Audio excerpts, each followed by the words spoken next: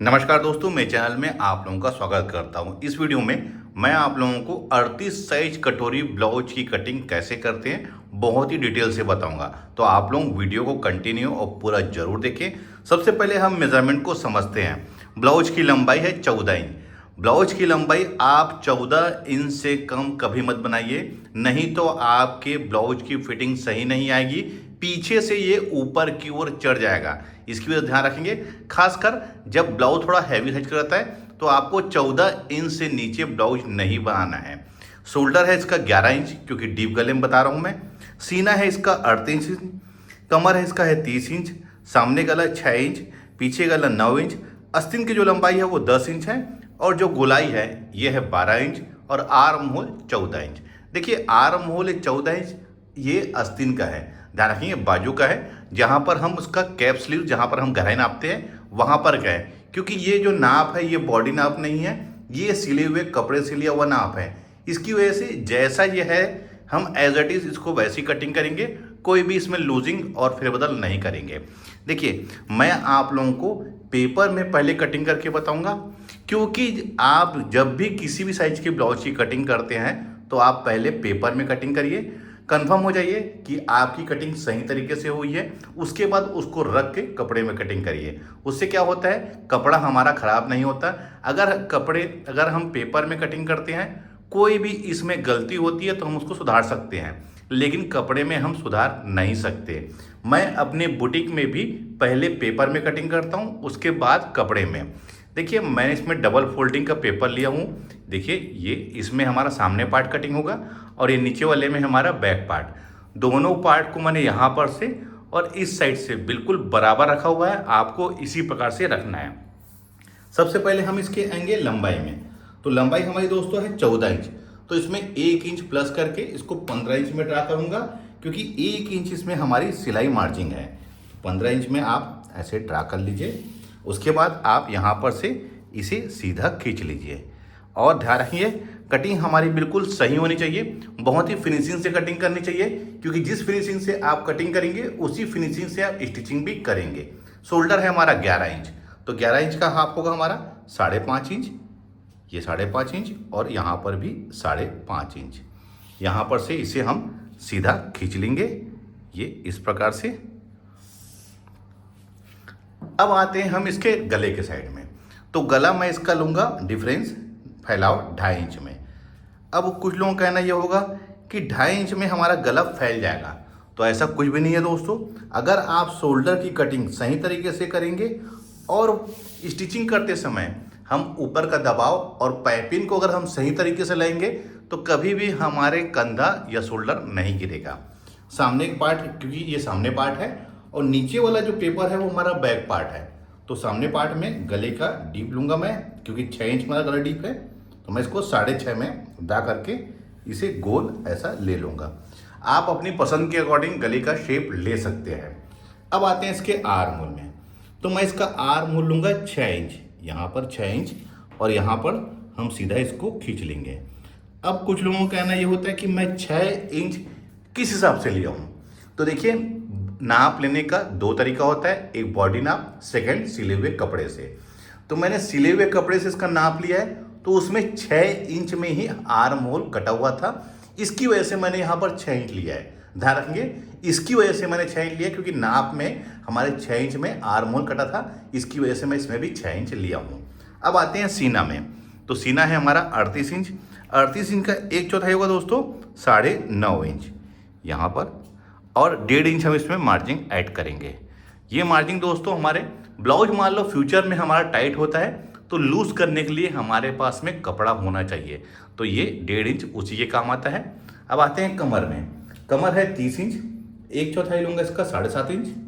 Back में जो dot पड़ता है उसका 1 इंच, और ऊपर में जैसे हमने सीने में 1.5 इंच का मार्जिन लिया था वैसे ही हमने कमर में भी 1.5 इंच की मार्जिन लिया हूँ, क्योंकि मार्जिन हमेशा एक बराबर हमारी इक्वल होनी चाहिए। जितनी हम मार्जिन सीना में लेंगे उतनी ही मार्जिन हम कमर में भी लेंगे, और आस्तीन में भी बाजू में भी हम 1.5 इंच की मार्जिन लेंगे। अब आते हैं इसके आर्म होल के शेप में। तो दोस्तों आप यहाँ पर से 1 इंच में निशान लगा लीजिए, ये इस प्रकार से। मैं दोस्तों यहाँ पर तिरछी लकीर नहीं खींच रहा हूँ, क्योंकि हैवी साइज के ब्लाउज में आपको तिरछी लकीर खींचने की आवश्यकता नहीं है, फिटिंग आ जाती है। 30 इंच, 32 इंच, 34 इंच, 36 इंच में आप तिरछी लकीर खींच सकते हैं, 38 इंच में आपको आवश्यकता नहीं पड़ेगी। अब देखिए क्या करना है हमको, यहाँ पर से जहाँ पर 1 इंच में निशान लगाया वहाँ पर से हमको यहाँ तक मेजरमेंट कर लेना है कितना है। तो यह है 3.25 इंच, तो 3.25 इंच में यहाँ पर आप निशान लगा लीजिए और इसी के अंदर हमें सामने पार्ट की गहराई लेना है। अब मैं सामने पार्ट की गहराई दोस्तों किससे ले रहा हूँ, फ्रेंच कर्व से। तो देखिए यहाँ पर से यहाँ पर ये बिल्कुल आके ऐसा रखिए आप फ्रेंच कर्व को कि ये दोनों आके यहाँ पर मिल जाए। तो देखिए ये बिल्कुल यहीं पर आके यहाँ से यहाँ पर आके मिल गया है। ये हमारे सामने पार्ट की गहराई हो गई।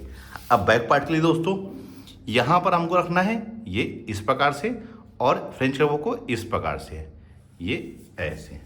तो ये हमारा बैक पार्ट की भी गहराई हमारी ड्रा हो चुकी है। अब इतना होने के बाद दोस्तों, क्योंकि कटोरी वाला ब्लाउज बन रहा है, तो सबसे पहले हमें क्या करना है, हमें इसका लेना है बस्ट पॉइंट। तो जो भी सीन रहता है दोस्तों उसको हमें 4 से भाग देना रहता है, ध्यान रखेंगे 4 से। तो 38 इंच हमारा सीना है, उसको हम 4 से भाग देंगे तो वो होगा 9.5 इंच। उसमें 1 इंच प्लस कर लेंगे तो हो जाएगा 10.5 इंच। उसके बाद दोस्तों ऊपर की सिलाई मार्जिन, तो देखिए 38 इंच को हमने 4 से भाग दिया, 9.5 हुआ, 9.5 में 1 इंच प्लस किए 10.5। मैं ऊपर में 0.25 इंच की मार्जिन लेता हूँ, तो आप यहाँ पर भी 0.25 इंच की मार्जिन ले लीजिए। तो 10.5 से 0.25 इंच लेंगे तो ये हो जाएगा हमारा 11.25 इंच। आप 11.25 इंच में यहाँ पर ऐसा निशान लगा के आप बिल्कुल इस प्रकार से इसको खींच लीजिए, ये ऐसे। ये हमारा मेन बस्ट पॉइंट का निशान लग गया है। अब इसी के नीचे हमें 2 इंच में एक और निशान लगा लेना है, ये इस प्रकार से। तो दोस्तों ये वाला जो पार्ट है ये हमारा बेल्ट बनेगा, ये वाला पार्ट, और ये हमारा बस्ट पॉइंट का है। अब हमें कटोरी कितने इंच की लेनी है, तो मैं बहुत ही आसान तरीके से बता रहा हूँ दोस्तों। आप कुछ नहीं, यहाँ पर से 2.5 इंच में निशान लगा लीजिए, ये इस प्रकार। उसके बाद यहाँ से मेजरमेंट कर लीजिए कितना है, वही हमारी कटोरी बनेगी। ध्यान रखेंगे यहाँ पर से हमको मेजरमेंट कर लेना है। 2.5 इंच लेने के बाद जो ये वाला हिस्सा रहेगा वो हमारा कटोरी रहेगी। तो जितना आपका यहाँ आ रहा है आप यहाँ पर टेप रख के इसको मेजरमेंट कर लीजिए। ये 6 इंच आया है, 6 इंच में मैं यहाँ पर मेजरमेंट कर लिया हूँ। और इस साइड दोस्तों यहाँ पर से 2 इंच में, और इस साइड दोस्तों हमको रखना है 5.5 इंच। 5 इंच भी रख सकते हैं, कोई परेशानी नहीं होगी। अब इस साइड से आप ऐसा खींच लीजिए और इस साइड से ये इस प्रकार से, ये ऐसा। तो ये कटोरी का शेप, लेकिन यहाँ पर राउंड शेप नहीं आया है, तो इसकी वजह से दोस्तों मैं इसको फ्रेंच कर्व से यहाँ पर इसको ऐसा राउंड ले लेता हूँ। देखिए किस प्रकार से ले रहा हूँ, ये इस। अब देखिए इसकी कटोरी का शेप कितना बढ़िया आ गया है। आपको इसी प्रकार से ड्रा करना है। अब जो भी हमारा इसका सेंटर था ले लेंगे, 6 इंच का सेंटर हो जाएगा 3 इंच, और यहाँ पर भी 3 इंच। तो ये हमारा मेन डॉट का भी निशान लग गया है, ये इस प्रकार से। और इस साइड दोस्तों हमको ले लेना है 0.25 इंच से 1 इंच के बीच में, और इसको यहाँ पर एक बेल्ट का शेप दे देना है। तो देखिए दोस्तों ये हमारा सभी चीज़ ड्रा हो गया है। अब हम जब कटिंग करेंगे तो हमें कौन कौन से पार्ट में हमें मार्जिन जोड़ना है। अब कुछ लोगों का कहना होगा कि बेल्ट हमारी पतली बन रही है, तो दोस्तों इसमें अभी 1 इंच हमारा ऐड होगा सिलाई मार्जिन। उसके बाद कटोरी को हम कट करके निकालेंगे दोस्तों, तो इसके लिए पब क्रिएशन के लिए हमें डॉट लगाना पड़ेगा। तो ये कटोरी में, और ये फ्रंट वाले हिस्से में हमें कोई भी मार्जिन ऐड नहीं करना है। तो कटोरी और बेल्ट, ये 2 चीज़ों में हमारा मार्जिन ऐड होगा। तो चलिए अब मैं इसको कट कर लेके आगे और पीछे पार्ट को अलग कर लेता हूँ।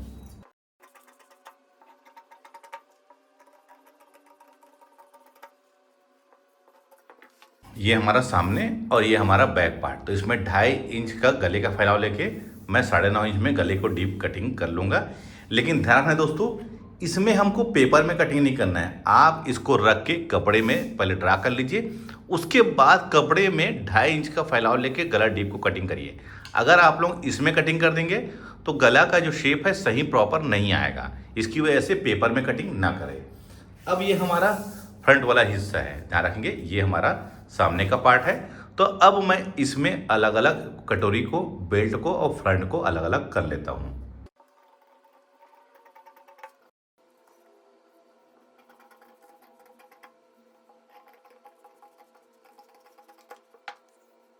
कटोरी, बेल्ट, फ्रंट।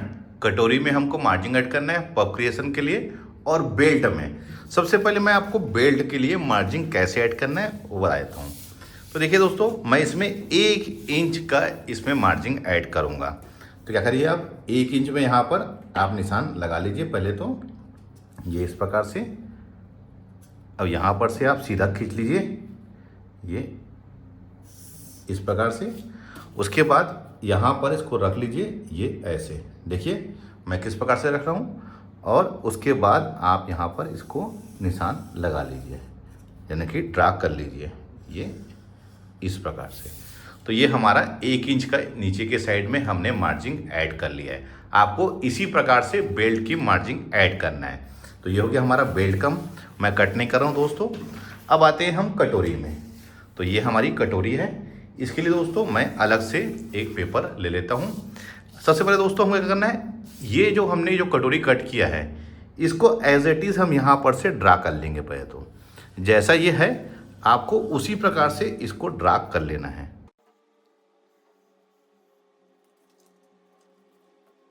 मैंने इसको एज इट इज ड्रा कर लिया है। अब हमें कौन कौन साइड में कितनी मार्जिन ऐड करनी है। तो इस साइड दोस्तों 1.25 इंच और इधर भी 1.25 इंच। इधर हमको रखना है 1/2 इंच और इधर भी हमको 1/2 इंच, ये इस प्रकार से। अब देखिए यहाँ पर से आप इसको ऐसा सीधा खींच लीजिए और इस साइड से आप इसको इधर ऐसा सीधा। अब यहाँ पर से स्केल से ये इस प्रकार से।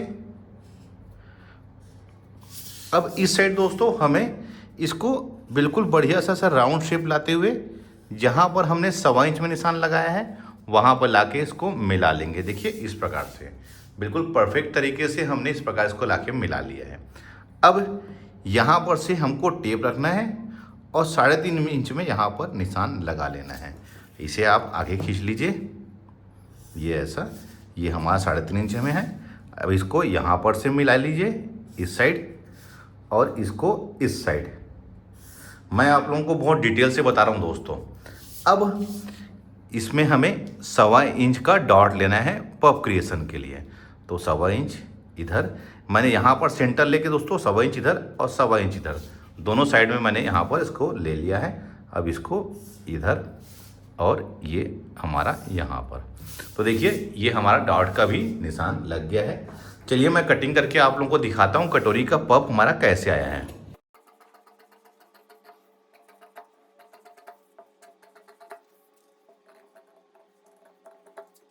इसको यहाँ पर सिर्फ सेंटर से इसको फोल्ड कर लीजिए, ये इस प्रकार से, और यहाँ पर ये डॉट लगा लीजिए। अब इधर आप पलट के देख लीजिए दोस्तों, यहाँ पर से बराबर है कि नहीं। तो देखिए थोड़ा सा ये डिफरेंस है। तो आप कुछ नहीं दोस्तों, इसको यहाँ पर से मिला लीजिए, कोई भी परेशानी नहीं होगी, ये इस प्रकार से। और ये हमारा परफेक्ट यहाँ पर लग गया है। अब मैं इसको आप लोगों को इसके पफ को दिखाता हूँ कि इसका पफ किस प्रकार से हमारा बना हुआ है। ये देखिए इसका पफ बहुत ही बढ़िया है दोस्तों। देखिए किस प्रकार से आया हुआ है। आपको इसी प्रकार से कटिंग करना है, कोई परेशानी नहीं होगी दोस्तों। पफ बहुत ही एक राउंड आएगा दोस्तों। देखिए ये राउंड है बिल्कुल, ना ही हमारी कटोरी चपटी है और ना ही जब ज़्यादा नोकीला है, बहुत ही परफेक्ट है। अब ये हमारा फ्रंट वाला हिस्सा है दोस्तों। अब यहाँ पर देखिए इसको हम यहाँ पर रखेंगे तो ये बिल्कुल ये बराबर आ गया है। देखिए इस प्रकार से बहुत बराबर है दोस्तों।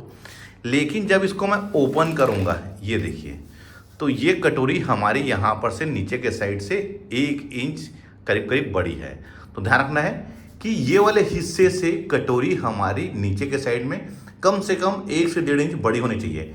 क्योंकि जब हम इसको यहाँ पर से ऐसा स्टिचिंग लगाएंगे तो ध्यान रखना है कटोरी का जो पार्ट है हमारा खिंचाना नहीं चाहिए, नहीं तो यहाँ पर से पूरे सलवर रिंकल्स आ जाएगा। अब देखिए ये ऐसे में तो बड़ा है, लेकिन जब हम इसको डॉट लगा के इस प्रकार से देख रहे हैं ये यहाँ पर, तो ये बिल्कुल प्रॉपर ये बराबर है। देखिए इस साइड से ही बराबर है और इस साइड से ही बराबर है, कोई भी परेशानी नहीं होगी। बहुत ही परफेक्ट तरीके से दोस्तों इसकी फिटिंग आएगी। आप बिल्कुल इसी प्रकार से कटिंग करें, कोई परेशानी नहीं होगी। ये हमारे कटोरी हमारा कट गया है।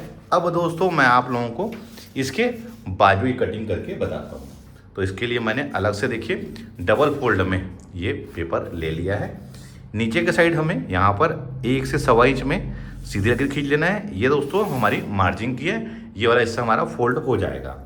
अब आस्तीन की जो लंबाई है बाजू की 10 इंच है, तो मैं 10.5 में ड्रा कर रहा हूँ। यहाँ पर भी 10.5 इंच में, और यहाँ पर से देखिए इसको सीधा खींच लूँगा। आर्म होल का जो डिस्टेंस है 3.5, जिसको हम कैप साइज भी बोलते हैं, ये हो गया। यहाँ पर इसको ऐसा खींच लीजिए। अब मैंने आप लोगों को बताया था कि आर्म होल, तो ये आर्म होल दोस्तों मैंने यहाँ पर से मेज़रमेंट किया था 14 इंच। तो 14 इंच का हाफ कितना होगा? 7 इंच। अगर आप लोगों ने ऐसा मेज़रमेंट किया है तो आप इस प्रकार से कटिंग करिए, लेकिन मैंने इस प्रकार से मेज़रमेंट किया था, इसलिए मैं इस प्रकार से कटिंग कर रहा हूँ। और यहाँ पर 1.5 इंच। कुछ लोगों का ना फिर ये होगा कि मैं 7 इंच के हिसाब से लिया हूँ, तो मैंने नाप के ब्लाउज में जो नापा था उसी को मैं ले रहा हूँ। गोलाई है 12 इंच, तो उसका हाफ हो जाएगा 6 इंच, और यहाँ पर भी 1.5 इंच मार्जिन। अब मैं इसको यहाँ पर से ये वाले स्केल से सीधा खींच लूँगा, ये इस प्रकार से और ये इस प्रकार से। अब 7 इंच यहाँ था, तो 7 इंच यहाँ पर भी ऐसा निशान लगा के इसे बॉक्स बना लूँगा। मैं आपको आस्तीन की कटिंग करने का जो तरीका बता रहा हूँ दोस्तों, ये बहुत ही बढ़िया तरीका है। 7 इंच का हाफ हो जाएगा हमारा 3.5 इंच, यहाँ पर भी 3.5 इंच। इसे स्केल से ऐसा कर लीजिए। इसको मैंने 2 भागों में बांट लिया है। अब 3.5 इंच का हाफ कितना होगा दोस्तों? 1.25 इंच। यहाँ पर भी 1.25 इंच। इसे भी हम यहाँ पर सीधा खींच लेंगे, और ये 3.5 का हाफ फिर कर लेना है हमको। तो ये भी हमारा 1.25 इंच होगा, क्योंकि 3.5 इंच का हाफ हमारा 1.25 इंच। ये इस प्रकार से इसे आप सीधा खींच लीजिए, ये ऐसा। और यहाँ पर से आप तिरछी लकीर, ये ऐसा। अब मैं फ्रेंच कर्व से कटिंग कर रहा हूँ दोस्तों। इससे क्या होता है दोस्तों, एक सही प्रॉपर शेप आता है, कोई भी परेशानी नहीं होती। अब मैंने यहाँ पर से लेके यहाँ पर लाके इसको मिला दूंगा। तो देखिए ये इस प्रकार से। अब यहाँ पर हमको 1 इंच में निशान लगा लेना है दोस्तों। 1 इंच में निशान क्यों लगा रहा हूँ मैं? फ्रंट वाला हिस्सा हमने जब कटिंग किया था तो मैंने यहाँ पर भी 1 इंच में निशान लगाया था, क्योंकि दोनों सेम तरीके से कटिंग होनी चाहिए। इसकी वजह से मैंने यहाँ पर भी 1 इंच में निशान लगाया है। फ्रेंच कर्व को अब ऐसा पलट लीजिए और देखिए यहाँ पर से यहाँ पर लाके मिला दीजिए। यहाँ पर कोना नहीं बनना चाहिए। यहाँ पर ले लीजिए 2 इंच।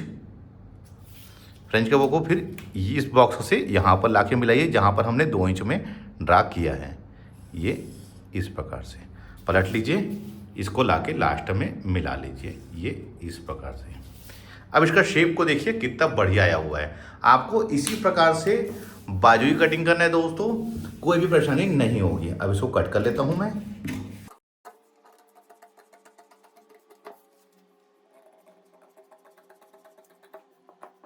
अब इसके शेप को देखिए कितना बढ़िया तरीके से आया हुआ है। अब हमें क्या रखना है दोस्तों, ये हमारा फ्रंट का हिस्सा है और ये हमारे बाजू का फ्रंट हिस्सा।